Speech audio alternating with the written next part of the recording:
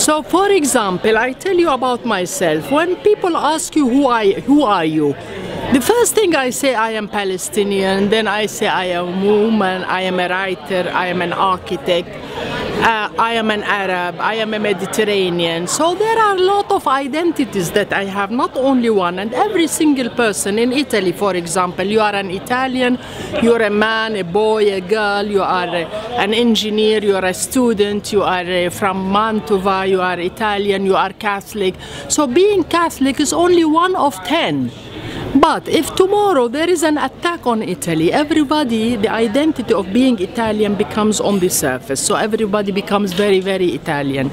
So tomorrow if there is an attack on Catholics, if everybody keeps saying the Catholics is this, the Catholic, you will find out that the Italians, they will forget that they are Italians or they are Europeans or they are Mediterraneans or they are, and the one identity comes to the surface is being Catholic.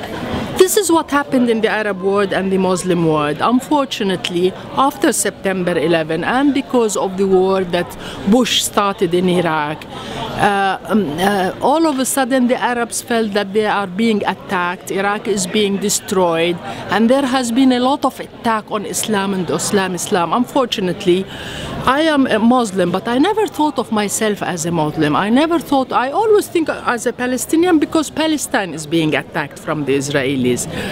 So I think that because there has been, every time you attack a person being Jewish or being Christian or being Muslims, then they become very Jewish.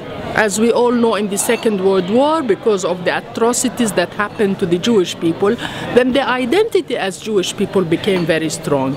And I think this is the problem. We should never corner people, because when you corner people, then you bring the worst out of them. Now, if we look at the Arab world, unfortunately, Islam had stopped becoming a religion. Because a religion, okay, I am not a religious person. I think religion is a personal thing, whether you go to the mosque or whether you go to the church or whether you go to the synagogue. It's a relationship between yourself and God. So nobody has the right to interfere with it. But when religion becomes politics, and what we are witnessing in the Middle East is not really religion. We are witnessing three countries, basically Saudi Arabia and Iran and Turkey, all of them are trying to fight for their control over the Middle East. And they express it in religious terms. So you start hearing about Muslims and Shiites and Sunnites, but in reality it's all political. So always, because religion is a very dear one, it's very easy to bring the worst out of people. You know, in Europe, you know how much there has been wars between Protestant and the Catholic Church when it divided. There were wars for hundreds of years.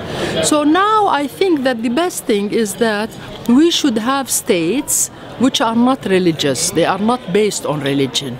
And religion should stay only in belief. But if you have a country which its identity is religion, we are in trouble. In other words, that's why I'm against Israel. I don't believe that there should be a state for the Jews. I am against of what's happening in Iraq, because I am against, or in Palestine, I am against having a Muslim state. I am against having a Christian state, because we as human beings should be equal in our country, regardless of our color, of our religion, of our gender, whether I am a man and a woman. We should be equal human beings, and only the law of the country that will decide that we are equal.